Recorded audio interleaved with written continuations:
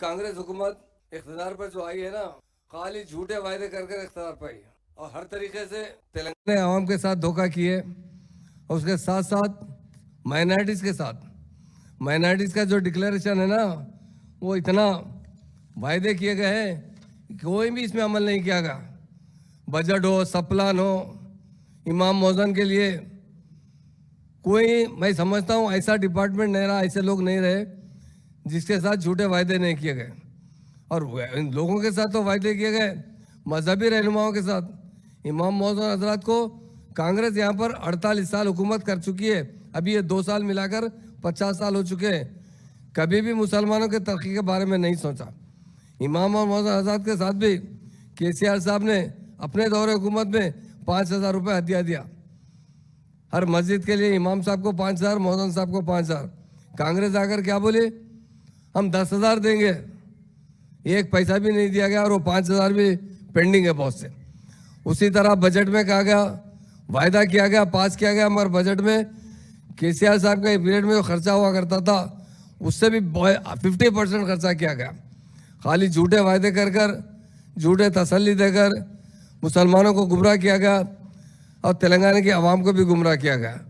मुसलमानों को ऐसे ऐसे सब्ज़बाग दिखाए गए।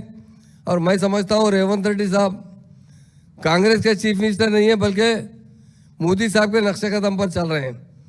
माइनॉरिटी को आज तक 2 साल के करीब हो चुके हैं, एक भी माइनॉरिटी मिनिस्ट्री नहीं दी गई और हर शोबे हयात में मुसलमानों को नज़रअंदाज किया गया। मैं एक बात मीडिया के ज़रिए मुस्लिम भाइयों को बताना चाहता हूँ, तेलंगाना के आवाम को बताना चाहता हूँ। 1948 से 2014 तक आप तारीख उठाकर देख लीजिए, फिसादात होते रहे हिंदू मुस्लिम। मगर KCR साहब 2014 में जब पावर में आए, मुकम्मल तरीके से कोई रोकने वाले लीडर है वो KCR साहब है तेलंगाना में फिसादात को। 2014 से 2023 तक एक भी दंगा फिसाद नहीं हुआ। अमन से, भाईचारगी से, प्यार और मोहब्बत से हिंदू मुस्लिम गंगा जमुना तहजीब किसी स्टेट में है वो तेलंगाना स्टेट में थी। मगर जैसा कांग्रेस पावर में कई जगह फिसादात हुए, जैनूर के अंदर काफ़ी मुसलमानों के दुकानों को जला गया, जबकि गौड़ तबका और मुसलमान तबका हमेशा गौड़ तबका प्यार और मोहब्बत से रहते थे। मगर लोग आकर उसमें नश किया गया प्यार और मोहब्बत को और हवा देकर दंगे फिसाद करा गए। और ख़ासतौर से हमारे चीफ मिनिस्टर साहब एक दौरा भी नहीं किए, रेवंत रेड्डी साहब।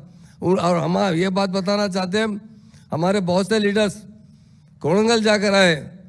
अरे चीफ मिनिस्टर की कॉन्स्टिट्यूंसी में किस तरह हो सकता बताइए। कोड़ंगल के अंदर दरगाह के एक चिल्ले को डैमेज किया गया, जो रेवंत रेड्डी साहब खुद उस दरगाह के चिल्ले को जानते हैं। उसी तरह ग्रेवयार्ड्स, 2 ग्रेवयार्ड्स को निस्तो नाबूद किया गया।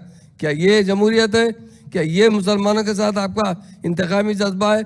आप कांग्रेस पार्टी के चीफ मिनिस्टर हैं और देख रहे हैं यूपी की तरह यहाँ पर मुसलमानों पर जुल्म किया जा रहा है। मैं ये बताना चाहता हूँ कि रेवंत रेड्डी साहब ना कोड़ंगल गए हैं भाई, ना उस पर कंट्रोल करने की कोशिश की है।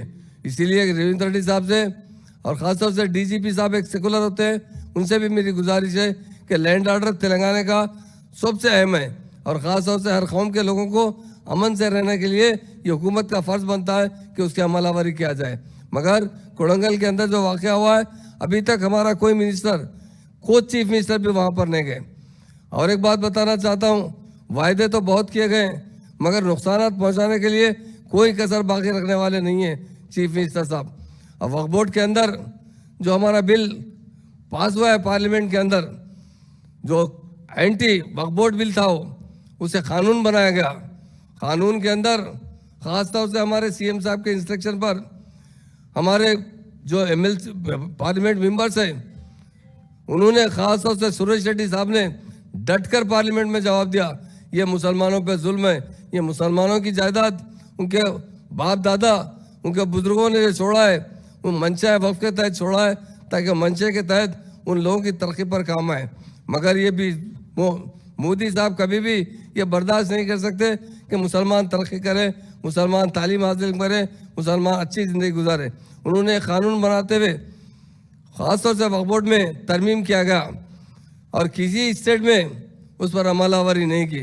मगर हमारे रेवंत रेड्डी साहब को राहुल गांधी की खबर नहीं है इनको अगर ज़्यादा फिक्र है तो मोदी साहब की ज़्यादा फिक्र है। मोदी साहब ने कानून बनाया और सबसे पहले रेवंत रेड्डी साहब ने यहाँ पर इस तेलंगाना के अंदर खासतौर से वक्त में जब तक का फैसला नहीं होगा, जब तक कोई वक्फ बोर्ड की मीटिंग नहीं होगी, जबकि वक्फ बोर्ड के जरिए वो जायदादों को जो लोग काबिज करवाना चाहते हैं उसे रोकने लिए काम करने के लिए वक्फ बोर्ड का सीईओ का होना बेहद ज़रूरी है। वक्फ बोर्ड को अमली तरीके से काम करना चाहिए। हमारे मेंबर्स परेशान हैं। वक्फ बोर्ड के तहत मस्जिदों के जो इंतजाम होते हैं, वक्फ प्रॉपर्टी की जो हिफाजत की जाती है, वक्फ बोर्ड की कानून जब तक पास नहीं होगा या वहाँ से जो आर्डर्स नहीं आएंगे, जब तक वक्फ बोर्ड के मीटिंग को भी कैंसिल करने वाले लीडर है वो रेवंत रेड्डी साहब है और बासाब्ता आर्डर्स निकाले हैं। इसलिए हमारा हुकूमत से डिमांड है वक्फ बोर्ड में इमीडिएट सीईओ होना चाहिए, अच्छे से अच्छा सीईओ होना चाहिए ताकि वक्फ के कानून को जान सके, वक्फ बोर्ड की हिफाजत कर सके।